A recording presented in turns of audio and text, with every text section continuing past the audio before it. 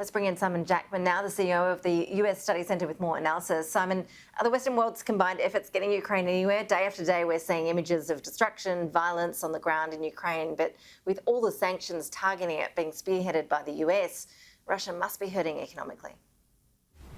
Yeah, look, there's no doubt that there is pain being felt in Russia, but I do think we're at a really critical turning point in this conflict, and that is Putin is revealing the savagery he's prepared to resort to, this heavy shelling of cities that he can sustain. And now I think the challenge focuses to the West to continue to resupply the Ukrainian army, to deal with the humanitarian crisis, making sure this food and other medical supplies are getting in, not just armaments.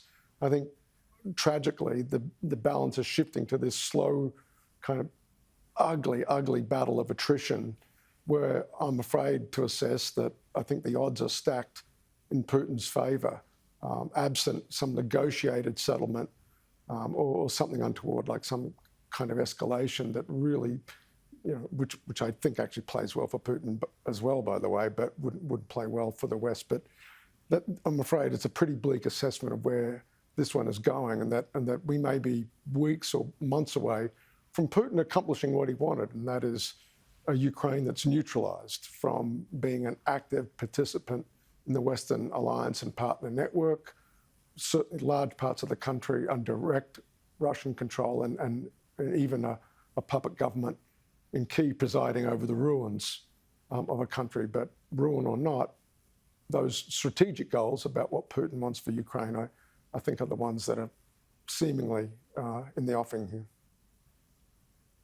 It is all extremely grim. I see you've launched today your second annual State of the United States report. What are the key findings? Obviously, Russia aside, there are plenty of domestic concerns at play here. There's COVID, there's the inflation spike situation.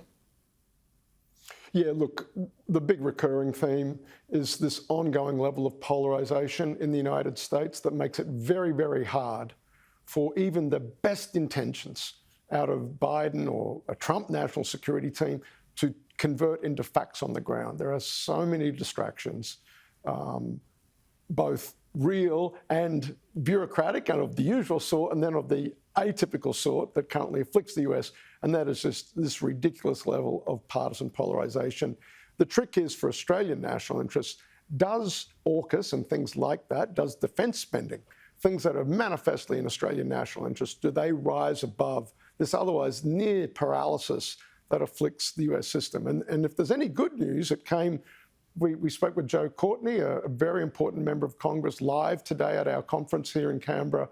Joe joined us, literally having come off the floor of the House of Representatives, where a budget has been passed. Ukraine has spurred some bipartisanship, a 6% lift in US defence spending, and I think a renewed appreciation, and this is one of the Biden touchstones of, as opposed to Trump, the power of America's allies. And I think the galvanisation of the NATO allies, a really key moment. I think the trick for Australia, and something we stress in the report, is the extent to which that is going to be maintained and translate into all the things that need to go right in Washington, across the system, Congress, the bureaucracy, for AUKUS to deliver the potential and the hopes that so many of us have invested in it for promoting Australian security and Australian prosperity.